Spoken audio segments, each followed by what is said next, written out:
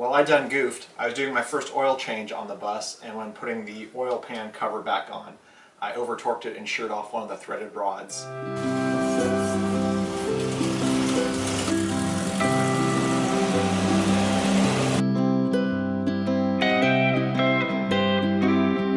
was also looking at ways for a better filter rather than this mesh that they come with as stock, and I came across this EMPI Mini Oil Sump. It has a much better filter in it, and most importantly, it comes with new threaded rods. So we're going to go ahead and try this guy out.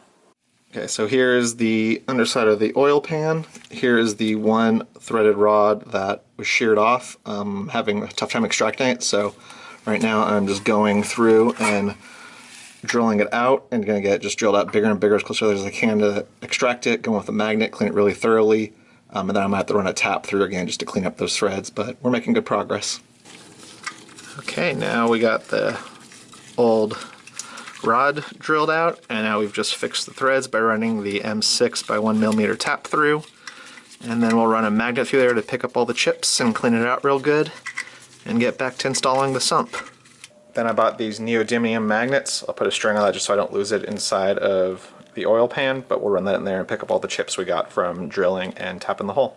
And here are all the chips that got picked up by the magnet I put inside the oil pan from the drilling and tapping. I tied off the zip tie so I don't lose it inside the oil pan. If you need magnets or the M6 taps or the oil pan kit, I have links for all those down below in the description. They're affiliate links, so they help out the channel. Or you just go buy them wherever you want because this is a hobby. These are all the parts and this is how they go together. This is the extent of the instructions they give you, which aren't great, but they pretty much give you all the information you need. So we need to take this grommet, put it inside our filter. There's a little lip there and that goes on that ridge. And then that will be the bottom side that faces this guy. So this protrusion here will go into that grommet inside the filter. And then this spring goes inside the oil sump, and that spring goes around that other protrusion in there. And at the top of our filter, they give you two different gasket options. For our bus, we have a flat, larger diameter pickup. So this is the flange that we'll be using on the top of our assembly. With the other option, if yours has a slant to it and has a smaller lead-in on the bottom of the oil pan, you would use this angle one. So we're going to put this all together, assemble it in there, and we'll be good to go.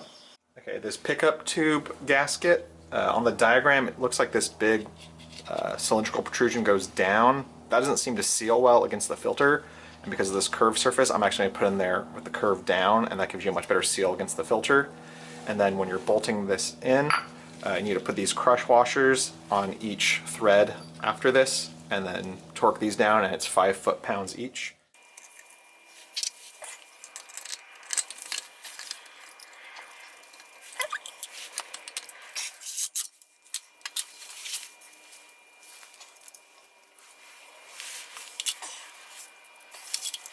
So here is the sump and filter installed. You can see it protrudes down below the oil pan ever so slightly. It's actually a little bit lower than the transmission, so just something to be aware of. And yeah, now let's go fill up with oil. So these are two oil options. This one is easy to find on Amazon, and this one is sold locally. Based off of what the Samba says, 20W50 is the viscosity we want, and then you specifically want the high zinc content, so it lubricates it. This one says high zinc content, and the Valvoline says for racing and classic cars, and then 2x more zinc for extreme wear protection. So the zinc adds extra lubricant for these type of air-cooled engines, and that's what we want to look for. So fill the oil up on our engine from here. Someone added this type of bubbler filler cap thing on ours, so we fill through that.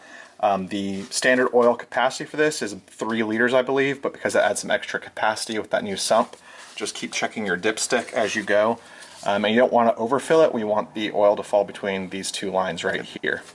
So we'll just keep checking that as we fill it up.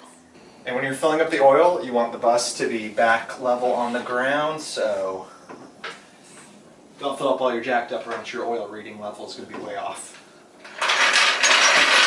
Okay, so we got the oil all filled up. We're going to take her for a quick spin so that way the engine can warm up, all the oil can pump through, and then we'll check the level and get back to see if we're still in the threshold that we're supposed to be at.